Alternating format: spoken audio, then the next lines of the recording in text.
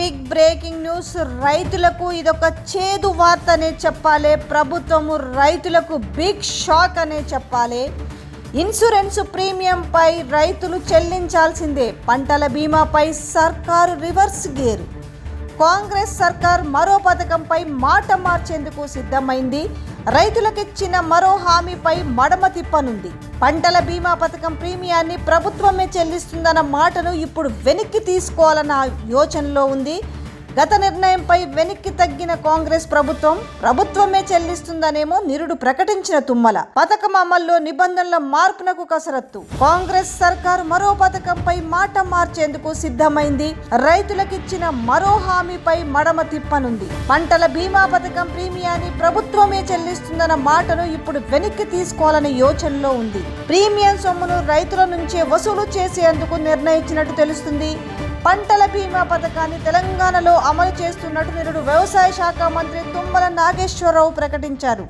రైతుల ప్రీమియం కూడా ప్రభుత్వమే చెల్లిస్తుందని ఆనాడే ప్రకటించారు.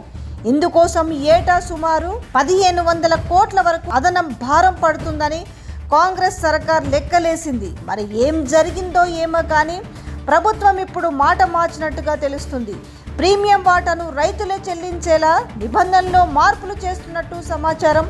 దీంతో కేంద్ర రాష్ట్ర ప్రభుత్వాలతో పాటు రైతులు తమ వాటా మొత్తము చెల్లించాల్సి ఉంటుంది.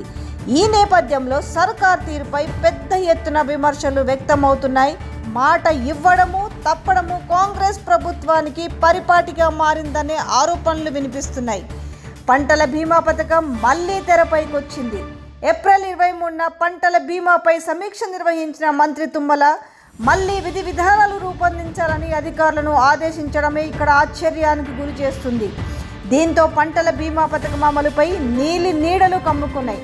ఫసల్ బీమా పథకాన్ని ఇతర రాష్ట్రాలు ఏ విధంగా అమలు చేస్తున్నాయో అధ్యయనం చేయాలని, కంపెనీలు సత్వరమే పరిహారం చెల్లించేలా ఎలాంటి చర్యలు తీసుకోవాలో పరిశీలించాలని ఆయన ఆదేశించారు.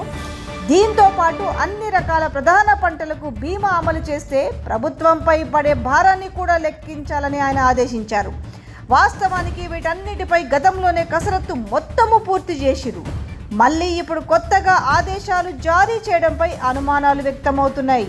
తెలంగాణలో రైతుల కోసం మళ్ళీ పంటల బీమాని పథకాన్ని ప్రారంభించినట్లు అధికారంలోకి రాగానే కాంగ్రెస్ సర్కారు ఆర్భాటంగా ప్రకటించింది.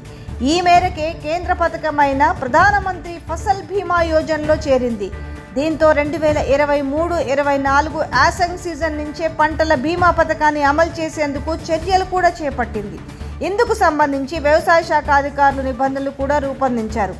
ఒక దశలో టెండర్ల వరకు కూడా వెళ్ళింది. కానీ మరి తెర వెనక ఏం జరిగిందో ఏమో కానీ పంటల బీమాకు అక్కడితో బ్రేక్ పడింది. పార్లమెంట్ ఎన్నికల కోడ్ పేరుతో టెండర్లను అటకెక్కించింది. ఎన్నికల తర్వాత వానాకాలంలో గత యాసంగిలోనూ అమలు చేయలేదు.